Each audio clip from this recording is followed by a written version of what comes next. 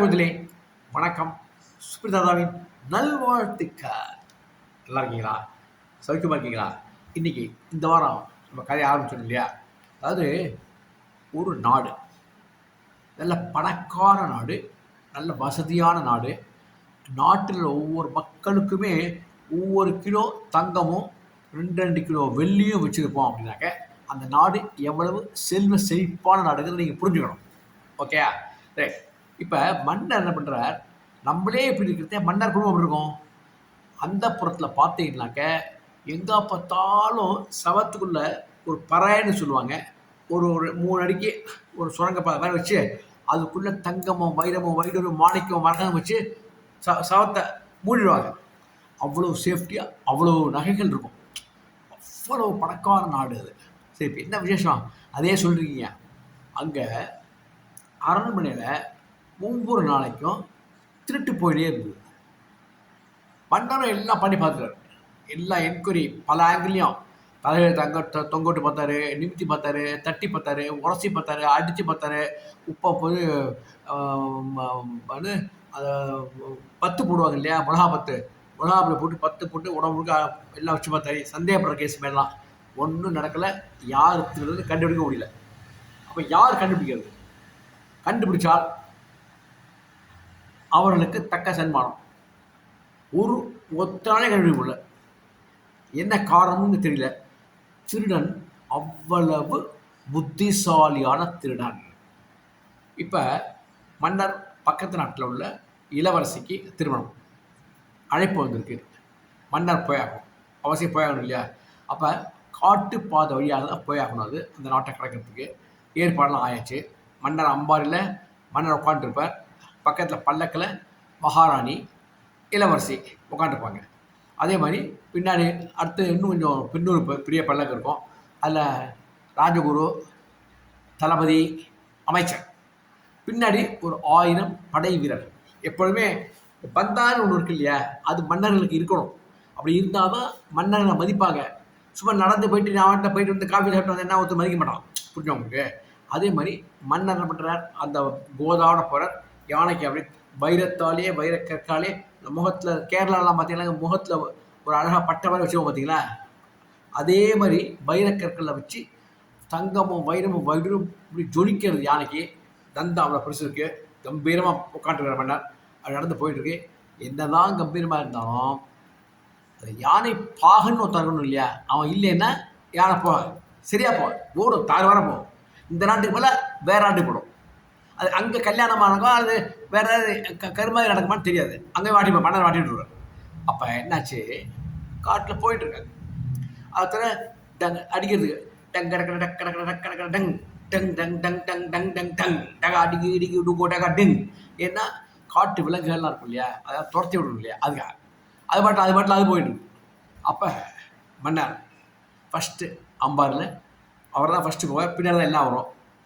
போயிட்டு இருக்கிறத ஒரு கொஞ்சம் 1 கிலோமீட்டர் தான் போயிருக்குன்னு நினைக்கிறேன். காட்டு நெடும் காடு அது. அதுக்கப்புறம் நெக்ஸ்ட்டு 1 கிலோமீட்டர் தாண்டினாக்க அந்த நாட்டுக்கு போயிடலாம்.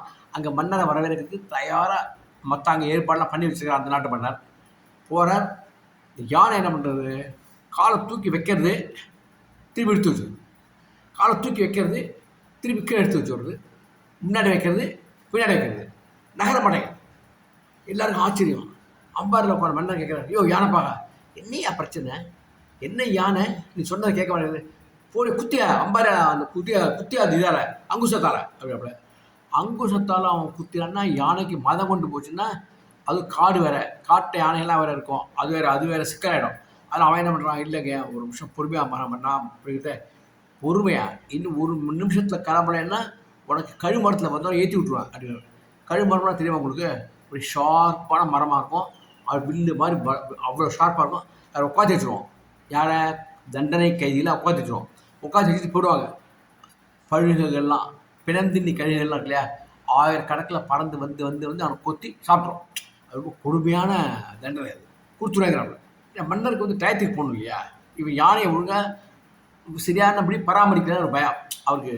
சொன்னதை கேட்குற யானைன்னா யானை பாகந்தான மிஸ்டேக்கு. சரி, யானை திருப்பி தட்டுறான், ஊட்டுறான், பேசுகிறான், யானை மொழியிலே பேசுகிறான், காத்துறான், அடிக்கிறான், உதைக்கிறான், பண்ணி பார்க்குறான். ஆஹா, காலை வைக்கிறது போடுறது, காலை வைக்கிறது போடுறது. அப்போ பார்க்கணும் என்ன ஏன் என்ன காலில் என்ன ப்ராப்ளம், கீழே என்ன ப்ராப்ளம்னா கீழே எறும்புகள் எல்லாம் லட்சக்கணக்கில் சாரி சாரியாக சென்று கொண்டிருக்கின்றன. அவ்வளோதான். என்ன ஒரு முக்கியமான வேண்டுகோள் என்ன, இந்த யானை இந்த பக்கம் போகிறது ஒரு சிரமம் தான். என்னடா சொல்கிற? இல்லை, எறும்புகள் லட்சக்கணக்கில் போயிட்டு இருக்கு. எறும்புகள் போனால் யானைக்கு என்ன வித்தியாசம் சம்மந்தம் இருக்குது? அது பாட்டு போட்டானே. இல்லை, நம்ம யானை போக மாட்டேங்கிறது. யானை போக மாட்டேங்கிறதா? அமைச்சர் கூப்பிட்டு அமைச்சர் கூப்பிட்டு அமைச்சர் என்னையா எறும்புல சரியாக போடுறா? ஏன் எறும்பு இல்லாத எங்கேயா இருக்குது? காதுக்குள்ளே கூட எறும்பு போகிறது. என்னடா உளர்ற அப்படின்னு. இல்லை, நகர மாட்டேங்கிறது. நானும் எல்லாம் பண்ணி பார்த்துக்கேன்.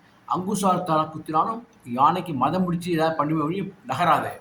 என்ன சொல்கிறீங்க? இல்லை, அந்த மாதிரி ஒரு அமைப்பு இந்த விலங்குகளுக்கு இருக்குது. அப்படியா? அமைச்சர் வந்தார், பார்த்தார், எறும்புகள் சாரியாக பார்த்தார். ஆமாம்ண்ணா, இந்த எறும்புகள்லாம் சாரியாக போடுறாக்க ஏதோ ஒரு யானை போகாமல் இருக்கிறது ஒரு காரணம் இருக்குது. என்னங்கிற ஒன்றும் இல்லைன்னா இந்த யானை தாண்டி போயிடும். யானை தாண்டி போயிட்டுனா எறும்புகள்லாம் சாரிகள் குழைச்சோம். ஆனால் பக்கத்தில் பல்லக்கில் வரான் இல்லையா, அவனுக்கு அது தெரியாது. அவன் குதிச்சுட்டே போவான். அடுத்த வீரர்களாம், அடுத்த தளபதிகள் நாங்களாம் வரோம் இல்லையா, எங்களுடைய ரதம் இன்னும் முதிச்சுட்டு போவோம். அடுத்தபடியாக வீரர்கள் 1000 பேர் வராங்க பூஜை பறக்க. அப்போ அந்த எறும்புடைய சாரியே மாறி அதனுடைய மண் வாசனையில் அதனுடைய ஒற்றுமையை அது எங்கே போகிறதுக்கிறதே மறந்துவிடும், சிந்தனையை மறந்துவிடும். அப்படிலாம் இருக்கா? இருக்கு பாருங்க. எறும்புகளுக்கெல்லாம் ஒரு சக்தி உண்டு. அதாவது போட்டே கெமிக்கல் வாசனையை, ஒரு செயற்கை வாசனை ஒன்று இருக்குது, அதை வெளிவிட்டு அந்த வாசனையை நுகர்ந்து கொண்டு தான் அடுத்த எறும்பு அது பின்னாடியே போயிட்டுருக்கு. ஒவ்வொரு எறும்பும் அதுதான் பண்ணுறது. அதனால் அந்த சாரி கலையாமல் போயிட்டுருக்கு. இந்த யானை முதிக்காமல் போனாலும் பின்னாடி வருபவர்கள் முதித்து விட்டு சாரி கலைந்து அவருடைய நோக்கம், எறும்புடைய நோக்கம் எங்கேயோ போகிறதுனா சாப்பிட தானே போக போகிறது, தவறிவிட்டால் அது தப்பு அப்படின்னு யானை உணர்கிறது.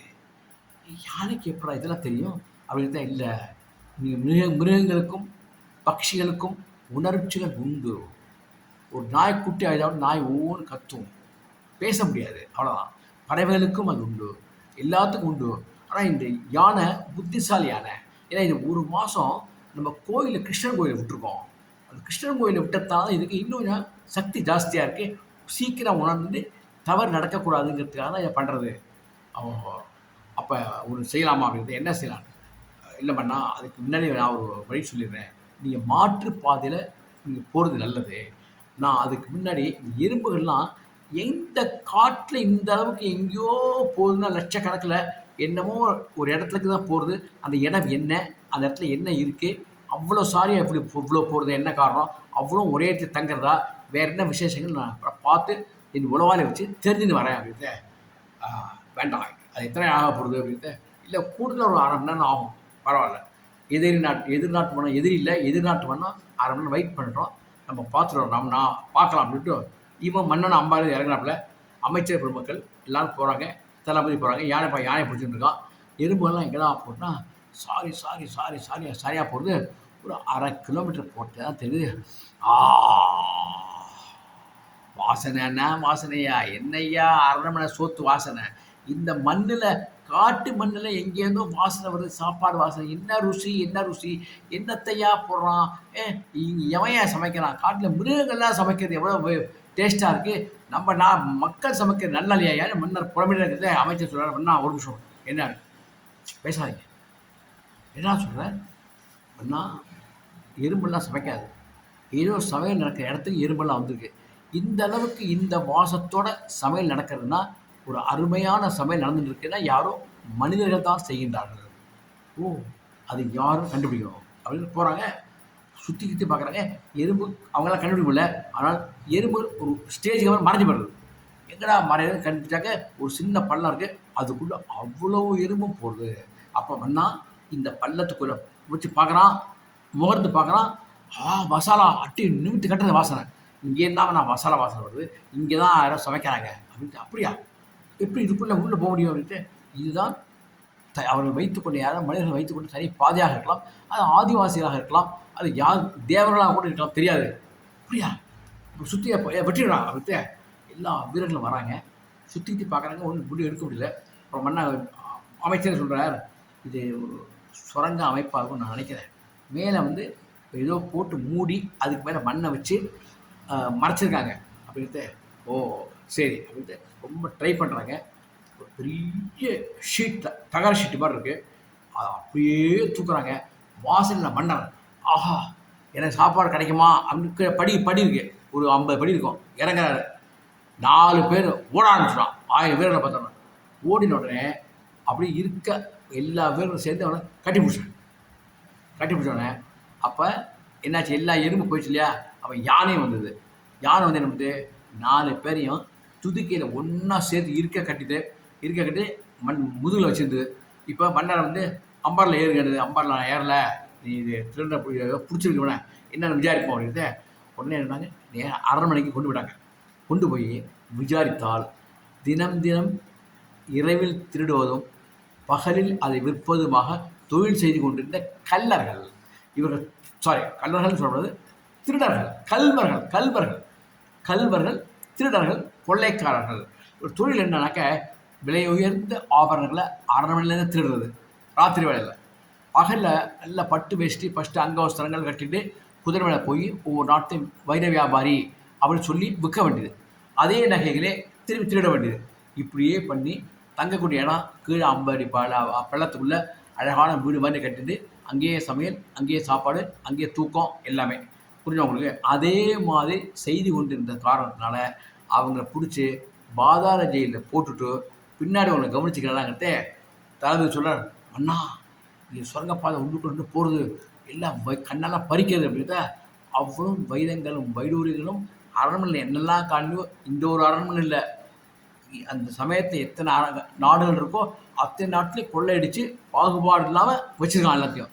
அப்படியே எல்லாத்தையும் மூட்டையாக அள்ளிண்டு நேரம் என்ன பண்ணாங்க, அந்த பக்கத்தில் நாடு பண்ணாங்க, கல்யாணத்தை அட்டன் பண்ணிட்டு மன்னர் கேட்குறாரு, உங்கள் நாட்டில் யாருக்கும் நகைகள்லாம் காணாமல் போயிருக்கா அப்படின்ட்டு.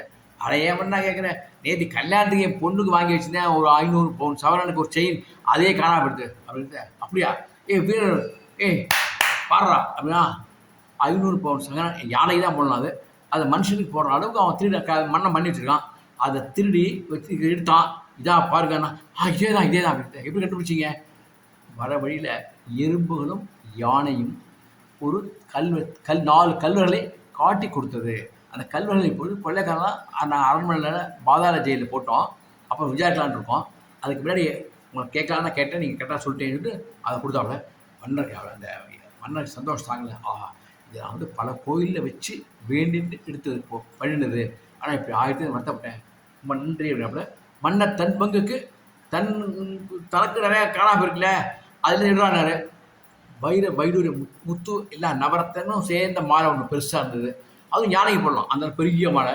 அதையும் மன்னர் வந்து தனது பரிசாக அளித்தார். பிறகு நாட்டுக்கு வந்தாங்க. அதுக்கப்புறம் அந்த 4 பேர் கதி என்னங்கிறத கொஞ்சம் இமேஜின் பண்ணி பாருங்கள். ஒரு பக்கத்தில் நாகப்பாம்பு, ஒரு பக்கம் கருநாகம், ஒரு பக்கம் கற்காப்போ பூரான்கள், ஒரு பக்கம் வண்டுகள், நண்டுகள், அப்புறம் மலைப்பாம்புகள். அது உள்ளுக்குள்ளே சுற்றி விட்டாச்சோட ஓடுறான், இங்கே ஓடுறான், இங்கே ஓடுறான், அங்கே ஓடுறான். அப்புறம் தீப்பந்தங்கள். அப்போ அந்த கொடுமையை சொல்லக்கூடாது. திருடினால் கொள்ளைக்காரர்களுக்கு இந்த தண்டனை கொடுத்தால்தான் நாடு உருப்படும் என்பதை அந்த காலத்தை மன்னன் புரிஞ்சுட்டுதான். அதே சமயத்தில் யானைக்கு உடனே கரும்பு கட்டு வாங்கிட்டு, கரும்பு கட்டும் வாழைப்பழம் தாகம் மாற்றி கொடுத்துரும். இந்த எந்த காட்டில் இவங்க போய் எறும்புகள்லாம் போச்சோ அந்த இடத்துலையே நிறைய இனிப்புன்னு இருக்கும் இல்லையா, அப்புறம் நிறைய இனிப்புகளை அரண்மனையில் செய்வாங்க. அவ்வளோ இனிப்புகளையும் கொட்டி மூலமாக கொட்டி எறும்புகளுக்கும் உணவாக அளித்து விட்டு சந்தோஷமாக அனைவரும் நாடு திரும்பி வந்தார்கள். ஒற்றர்களால் முடியாதது. எவ்வளோ பெரிய ஸ்பை வச்சாலும், வீரர்களுக்கு அனௌன்ஸ் கொடுத்து பரிசு தரேன்னு சொன்னாலும், வாலிபர்களை தூண்டிவிட்டாலும் நடக்காதது ஒரு யானையால் நடந்தது. எறும்பு சாலைகளை வைத்து கண்டுபிடிக்கக்கூடிய அளவுக்கு மதியுக அமைச்சரும் இருந்தால் நடந்தது. எப்படியோ கண்டுபிடிச்சாங்க இல்லையா. ஆங்கில ஒரு காரணத்திற்கு ஒரு காரியத்திற்கு ஒரு காரணம் உண்டு, ஒரு காரணத்திற்கு ஒரு காரியம் உண்டு. புரிஞ்சு உங்களுக்கு? இது எதுக்காக சொன்னா, இந்த கதையில் சாதாரணமாக நம்ம நினச்சிட்டு இருக்கோம், ஒரு எறும்பு ஏதோ ஓடிட்டு இருக்கு நினச்சிருக்கோம் இல்லையா. அதுக்கு சில குணங்கள் இருக்கின்றன. அந்த குணங்களை வைத்து தான் அவைகள் வாழ்கின்றன. அதில் எறும்புக்கும் ஒரு குணம் இருக்குது, யானைக்கும் அதே குணம் இருக்கின்றது. மன்னனுக்கும் அதே குணம் இருக்கின்றது, மக்களுக்கும் அதே குணம் இருக்கின்றது. ஆனால் அவைகள் ஒரே மாதிரி நிலையானவை. மனிதன் மரத்தில் ஏறி விடுவான். அதுதான் கொஞ்சம் ஜாக்கிரதையாக பார்த்து குரங்கு மாதிரி இல்லாமல் இறங்கணும். ஓகே, பாய் குழந்தைகளே, பாய்.